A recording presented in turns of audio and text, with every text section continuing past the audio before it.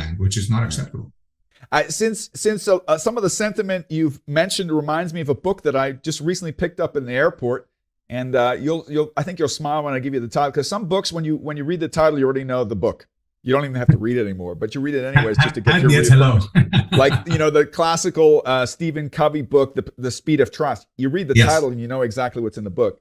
The book that I picked up recently was called The Messy Middle. You feel it? Yeah, right?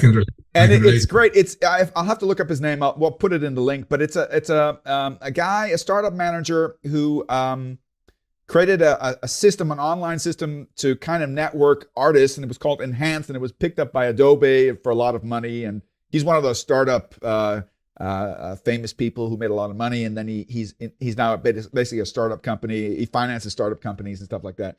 And I thought his book was great because when I read his book, I don't think this guy's ever heard of PMI. I don't think he's ever heard of the PMBOK Guide.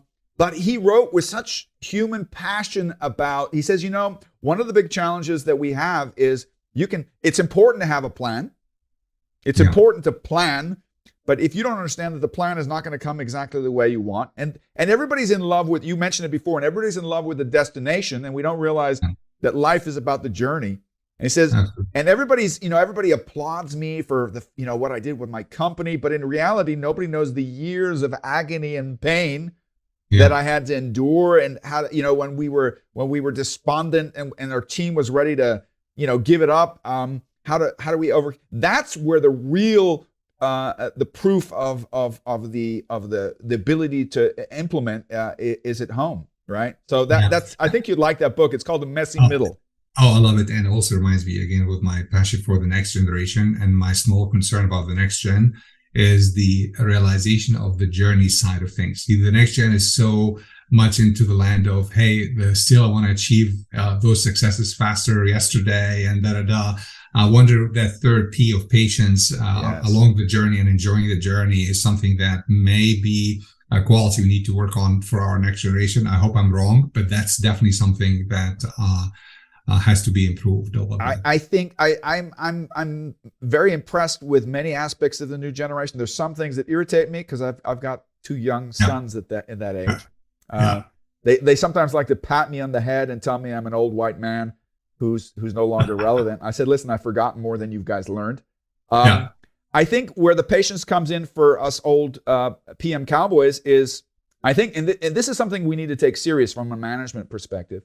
I think a lot of senior managers are intimidated by the rapid development of technology, that we're not courageous enough in mentoring and teaching, because we feel, some of us, are we still relevant? We're absolutely relevant, because I think the number one purpose of bygone generations or generations that are moving forward is we don't want the new generations to make the same mistakes that we made.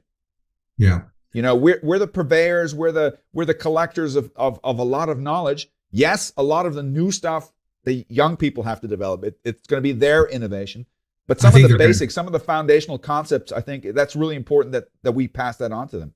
And that's part of the openness of the mindset. We cannot see it from our own lens. That's why when I catch myself going there, I have to stop myself, because also they have other sides that I find phenomenally important for the future. The innovation side. Their idealism is huge too. Yeah, and entrepreneurship as well. Yeah. They are really able to nail some of the things that from a true startup mindset and those kinds of aspects, that's where some of the impatience actually can help, because they want to test more and fast, and some of the agile principles even can be seen as a living proof almost of that these things can work, right? So I'm optimistic for sure. I just want to make sure when it comes to some fundamental aspects pertaining to that flexibility that's going to be required around these initiatives, that we find a way to pass that on as well if we can. Yeah.